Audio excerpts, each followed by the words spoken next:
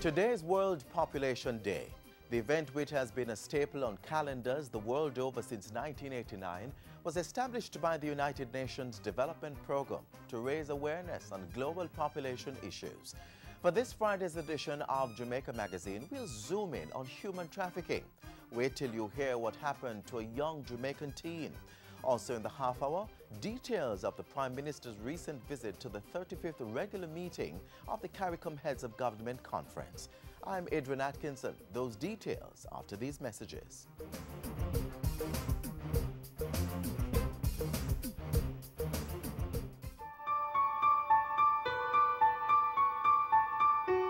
Can you spare some time to help others? How about 67 minutes? This July 18, join the global movement to give service to others. Volunteer your time to literacy, shelter and food security efforts in your community.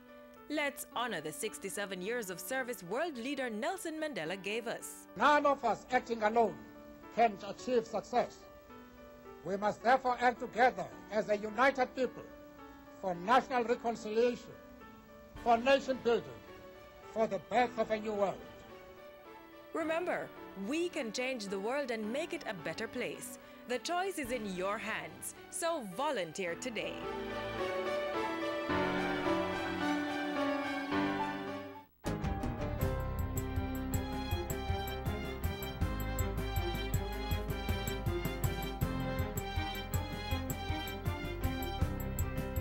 Good day, I'm Stacey Ann Smith, and this is your JIS News for Friday, July 11.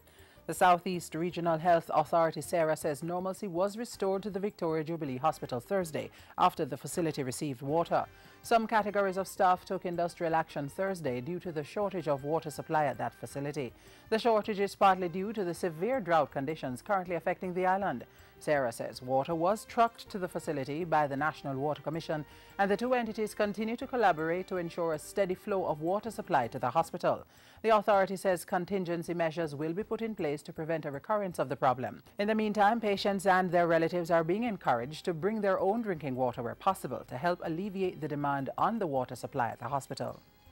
Government is assuring public sector workers that the second payment of $25,000 due to them in August will be paid as promised. Minister with responsibility for the public service, Horace Daly, told Parliament recently that this was just one of the commitments being honoured under different agreements with the public sector. We have settled the health sector reclassification, which was languishing for 14 years. 14 years. The first payment under the health sector reclassification exercise for all workers in the health sector was made last year, August. And next month, the second phase will be done. He added that the results of the relativity study for the Jamaica Fire Brigade was implemented, and the results for the Department of Correctional Services would be implemented in August. Minister Daly said $10 million was paid in scholarships to the children of public sector workers under the 2012-2015 Heads of Agreement. Meanwhile, government workers are able to buy some goods and services at a cheaper rate through agreements with different private sector partners. Minister Daly says government will continue to have open discussions with public sector groups to ensure that industrial harmony is maintained in the country. 27 primary and secondary students from low-income families received recognition this week, confirming the value of government's social safety net program. The young scholars from households supported by the Program of Advancement Through Health and Education Path have been awarded for outstanding work in the Grade 6 Achievement Test, GSAT, and the Caribbean Secondary Education Certificate, CSEC. At this week's 2012-2013 Path Top Achievers Awards ceremony, Labour and Social Security Permanent Secretary Alvin McIntosh praised the fact that they were able to perform at high standards despite their circumstances. It means something. It means that there must be some kind of proper parental guidance and support somewhere. It also means that the teachers have been supported. And it also means, very importantly, that the children have been applying themselves. 17-year-old Chedukia Longley, who gained 11 CSEC distinctions, received the 2012 Top Female Achiever Award for Path. The 2012 Top Male Achiever Award went to fellow Glenmuir High student Peter Williams, who attained 9 distinctions and 1 credit in the CSEC exams. They and other awardees received cash prizes ranging from $37,500 to $150,000, trophies and certificates for their exemplary academic performances. As government moves to curtail a number of problems facing the fisheries sector, Cabinet has approved amendments to the Fishing Industry Act to increase all monetary penalties and custodial sentences under the Act. The fishing industry continues to be adversely affected by such issues as pollution, overfishing, foreign poachers in Jamaica's maritime waters, invasive alien species, degradation of critical nursery and breeding ground for fish stock. Currently, fines for breaches of the Act range from between $20 and $5,000. The Chief Parliamentary Council has been given drafting instructions to change that. Jamaica's chances of earning international medals in another sporting discipline have improved. The Badminton World Federation recently launched its pilot project, Shuttle Time, to help teachers and coaches develop the skills, knowledge and confidence to expose children to the sport. It was welcomed by the Minister with Responsibility for Sport, Natalie Nita Headley. While we're looking to see Jamaica improve in the world rankings, we are equally expecting that the immediate payoff of the program will be children who improve their fitness levels, their attitudes towards sport, and become motivated and inspired students. And finally, Education Minister Reverend Ronald Thwaites is advocating for increased planting of school gardens, particularly in farming communities, as government continues initiatives to reduce the country's food import bill. Speaking at the Schoolfield Primary and Infant School in St. Elizabeth recently, Minister Thwaites encouraged parents to teach children to love the more nutritious produce from the land. You are a farming community here. Your background is in agriculture. Teach your children to love it also, because it is the hope of our future. Teach them to love what it is that we produce to eat.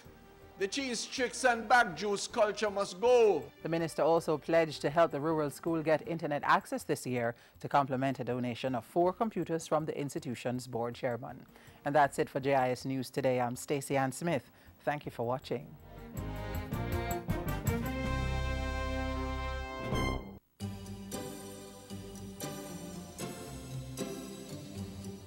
It keeps our bodies working, our food nutritious, our living and working spaces clean, and our lives comfortable. Water, the most precious resource necessary for the sustenance of life on our planet. Don't waste it. Let's conserve on this critical commodity. In the house, invest in storage containers and buckets. Take quick showers instead of long baths, and invest in water-efficient shower heads, toilets and faucets. You may also want to consider one-pot meals and cooking methods that don't require much water. You could also wash fruits and vegetables in a bowl and reuse the water on your plants or grass. When cleaning dishes, fill both sinks and use one for washing and the other for rinsing. The leftover water can be used to wash off the concrete or asphalt in your yard.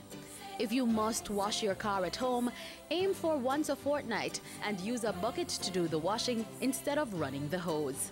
Don't delay. Start your water conservation practices today.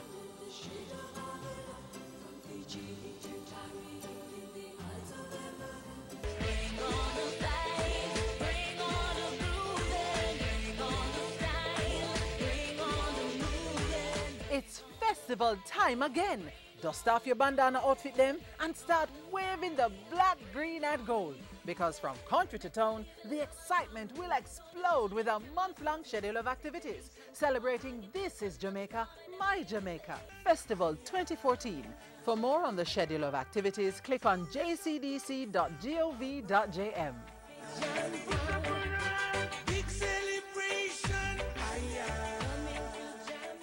Economic and environmental resilience are 2 topics of importance to global markets. And even before World Population Day, the Caribbean community was developing plans to deal with those and other issues affecting the region. Details of discussions at the recent CARICOM Heads of Government Conference next. Victory and pain. First ever regional strategic plan formulated, debt advocacy body established, and greater public-private sector partnership promoted. Just some of the major outcomes of the 35th regular meeting of the Caribbean Community Heads of Government.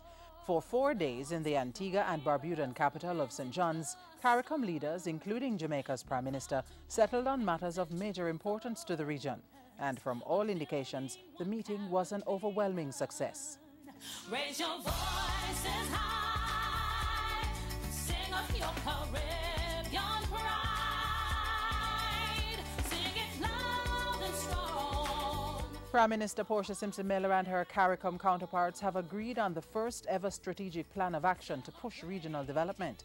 The plan identifies 8 integrated strategic priorities for the community over the 5-year period and key areas of interventions for each. A 5-year policy, the strategic plan is designed to deepen integration and foster economic, technological, social and environmental development, among other things. Jamaica's head of government welcomed the strategic plan, which is expected to build regional resilience and spur economic growth. Prime Minister Simpson-Miller also supported Montserrat's announcement that it plans to accede to the Treaty of Chaguaramas, paving the way for full participation in the region's single market and economy. And Dominica's vote to make the Caribbean Court of Justice its final appellate court was lauded by Mrs. Simpson-Miller. During a meeting with the island's Prime Minister Roosevelt Skerritt, she congratulated the government and the people of Dominica.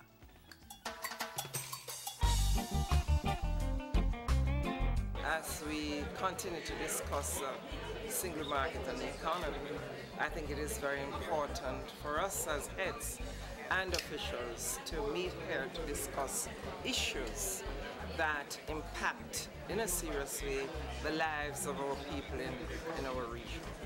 To effectively address those issues, Prime Minister Simpson-Miller argued that there needed to be greater private sector involvement in the Caribbean community. She pointed specifically to research and development, innovation, information and communications technology, and entrepreneurship. As part of that, she expressed support for a Caribbean Business Council within CARICOM. Mrs. Simpson-Miller also encouraged the business community to help build the region's economic resilience by supporting the CARICOM single market and economy. Prime Minister Simpson-Miller also supported the appointment of a debt advocacy team to lobby development partners for debt relief on behalf of CARICOM members. This initiative recognizes that growing out of the current burdensome debt is not realistic for certain member states, given their structural and other economic vulnerabilities. CARICOM's relationship with other nations was also addressed at the conference, and Mrs. Simpson-Miller committed Jamaica to deepening relations with Spain as part of expanded relations with CARICOM. She pointed out that Spain had made significant contributions to Jamaica's economy, especially through investments in tourism and support for the health sector. Through Jamaica's Minister of Foreign Affairs and Foreign Trade, Prime Minister Simpson-Miller also expressed continued solidarity with Cuba. Senator A.J. Nicholson said Jamaica remained committed to deepening relations with Cuba, even as it continued to support the island on international issues. Meanwhile, Mrs. Simpson-Miller made an appeal for CARICOM members to make a clear, unified statement on climate change, the post-2015 development agenda, and issues affecting small island developing states. The Prime Minister said the region had to put forward one unified voice in order to place Caribbean issues on the global agenda. To support that goal, Mrs. Simpson-Miller pledged Jamaica's support to the regional task force dealing with the 3 important matters. Before wrapping up their discussions, Prime Minister Portia Simpson-Miller and her CARICOM counterparts agreed to establish a regional commission on marijuana to conduct a rigorous inquiry into its use. They also agreed to a second conference on reparations for this September, as well as to further talks on the OECS Economic Union and the CARICOM Canada Free Trade Agreement. Sing of your Caribbean pride. Sing it loud and strong. Several crucial issues were discussed and agreed on at the 35th regional meeting of the CARICOM heads of government, and plans are now in motion to drive the development of the entire region. Where we belong. Sound the victory drum for CARICOM.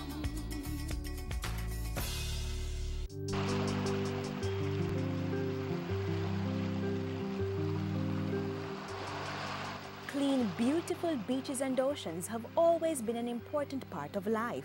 We can make a contribution whether we live on the shoreline or miles away.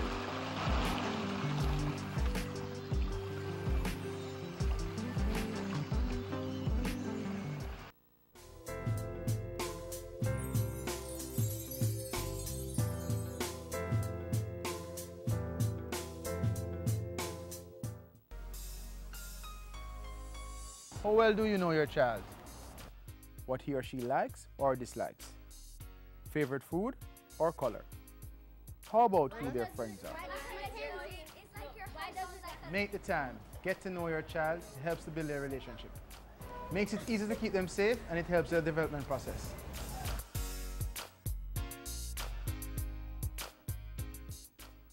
Human trafficking is another global issue that countries the world over are tackling. And as we mark World Population Day, we'll update you on what Jamaican authorities are doing to prevent young people from becoming victims of the crime. We stopped in at Trenchtown High, where the students were given some cold hard facts. There comes a time when we heed a certain call, when the world must come together as one. There are people dying.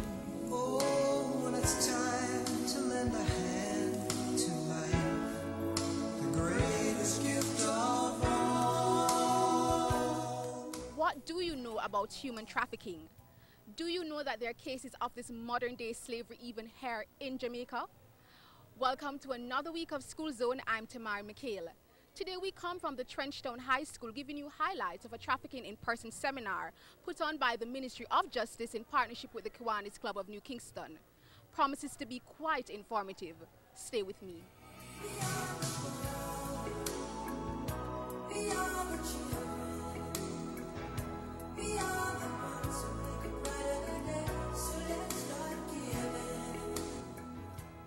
Picture this. A 16-year-old Jamaican girl, Christian all her life, graduated from school. She wanted a job, like many of us. What did she do? She looked in the classified advertisement. She found it, a job, an accountant. She qualified for the job overseas, in a foreign country. She saw a number, a telephone number, attached to the advertisement. She gladly called the number. It was answered on second ring. The person who answered was a female. The person told her to meet her in Halfway Tree at the bus park. They met. They discussed. She immediately got the job. She didn't have a passport, so she was assisted by the female to procure the passport on emergency. She was assisted also with the plane ticket to fly. Her brother gave her $30,000 Jamaican in support of the travel overseas. They were supposed to have left Jamaica within the week of getting the passport. She spoke to her mother on the morning of travel. She said, "Mommy, me no feel like go." Guess what Mommy told her? "Girl, galang, you know, see the whole house one fix." When she reached immigration, because she was accompanied by the person who employed her, when she reached immigration in that foreign country, she was told what to tell the immigration officer. Do you want me to tell you what they told her to tell the immigration? She was actually told to tell immigration that she was there on vacation for 2 weeks only. Remember, she knew she wanted a job and had gotten the job. Actually, she got 6 months in the country. When she left immigration, she was escorted through a side door in that airport, and she was placed in an aircraft. Why? Because the persons who employed her owns aircrafts. Whilst airborne though, she was given 6 pairs of lingerie. You understand that, correct? And said, "Sister, the work, the accountant work that you came for is not up here. Instead, guess what? You have to sell sex." We'll check back to hear how this girl's story turned out. More than 200 students of Trenchtown High listened keenly to that harrowing tale at their school seminar. They, along with parents, teachers, civic members, and government representatives, including the police, confronted the complex and dangerous issue head-on. Human trafficking is an issue that affects every single person who is alive. It is a problem that destroys the lives of its victims and their families and communities. It is viewed as something that happens overseas, mainly outside the Caribbean, and we refuse to believe that such horrendous activities could be perpetrated against our citizens and even worse, against our children. Human trafficking affects men, women, and children. Victims are often forced into prostitution or hard labor and are exploited and abused while deprived of basic rights, most of all their freedom. Lured usually into this unknowingly, often through promises of job opportunities and a better life. Always a better life. They operate on poverty. The crime is worth on an annual basis US $32 billion. It's the most underreported crime in the world. Christ feed the multitude with only one loaf of bread. Poor people, there is something for you. Don't let the pressures of the system get upon your head. Poor people, there is something for you. The Office of the Children's Registry was also on hand to ensure students knew what to look out for. You ever hear? Prevention better than cure? Written in the book of life, we shall live forevermore.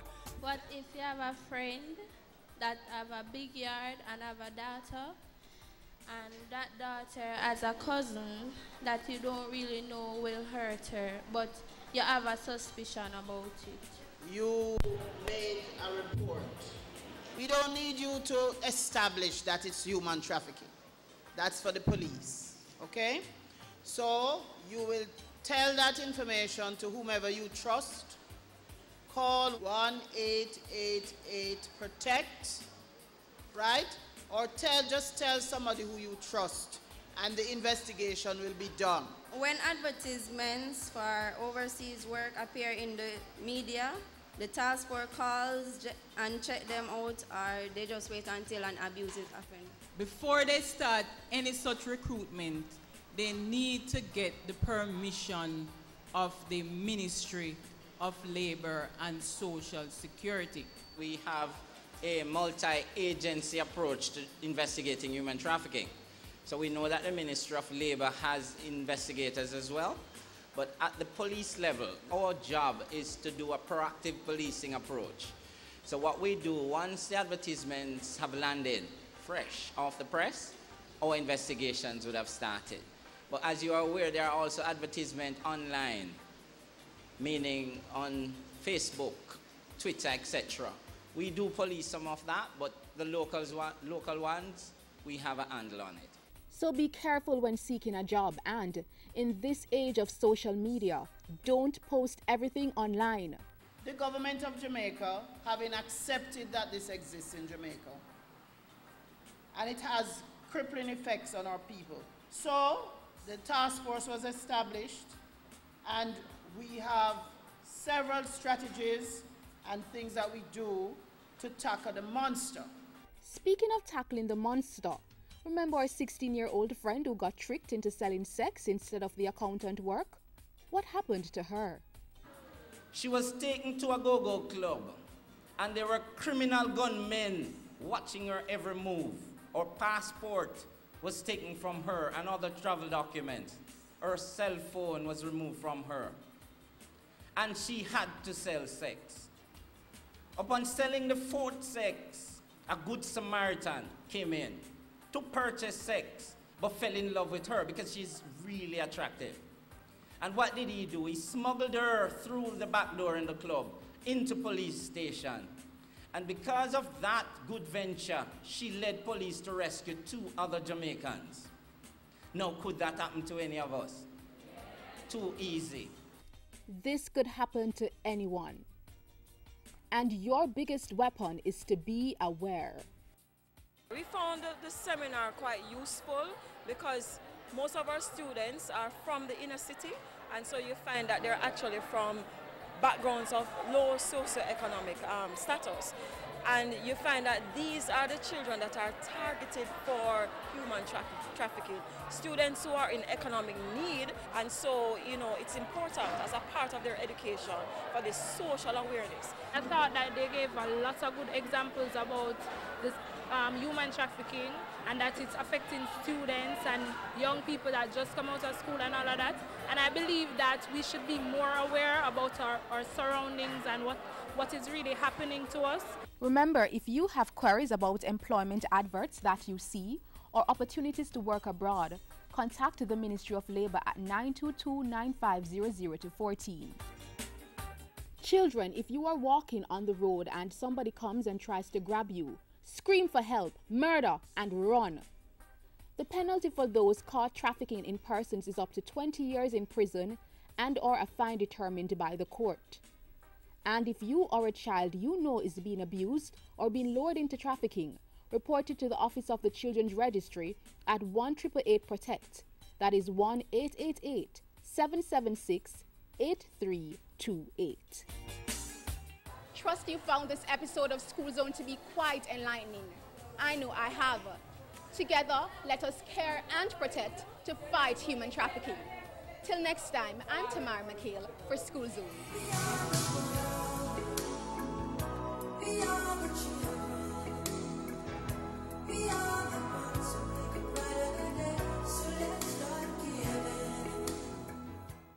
Parents, make sure the children get immunized. Hear this! Immunization, it is a must. This is not a joke thing, this you can trust. It is required by law for entry to nursery, to daycare and to schools. Listen up, it is necessary to prevent diseases such as the measles, the poliomyelitis, the lockjaw and the whooping cough. Immunize your kids, keep them healthy, keep them strong. Prevent deadly diseases such as mumps, rubella and diphtheria. Immunize your child today. Immunization, a key to good health. A message from the Ministry of Health and PAHO. I find out that this program is a very good program because the purpose of this program is to target inner city youths that drop out of school, never get to make much of themselves. So this is like a second chance. It's a good look and they need to try it. They need to try it because that is the way right now I'm seeing true life, because going to Angle Gun the other way, it doesn't make no sense. You're gonna die. What I'd have to say to the younger folks like me in the inner city, I will tell them that youngsters are dead end, and right now them for leg off of the negative energy and try to make something of themselves, try apply themselves as a better man in society, so them can be able to provide for them youths and them family without have to do anything illegal or police have to look for them or nothing like that. The Citizen Security and Justice Program, CSJP, an initiative of the Ministry of National Security, empowering unattached youth in volatile communities while promoting peace-building initiatives.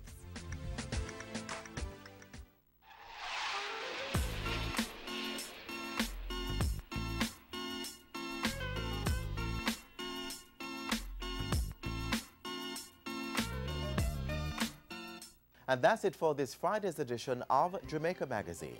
Hope we've shed some light on steps being taken to tackle human trafficking, as well as plans by the Caribbean community to strengthen the region.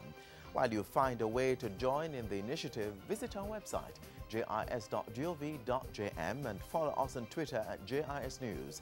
You may also send your feedback to Jamaica Magazine at jis.gov.jm. I'm Adrian Atkinson, and this has been Jamaica Magazine. Another program comes your way tomorrow. Until then, do take care, and thanks for watching.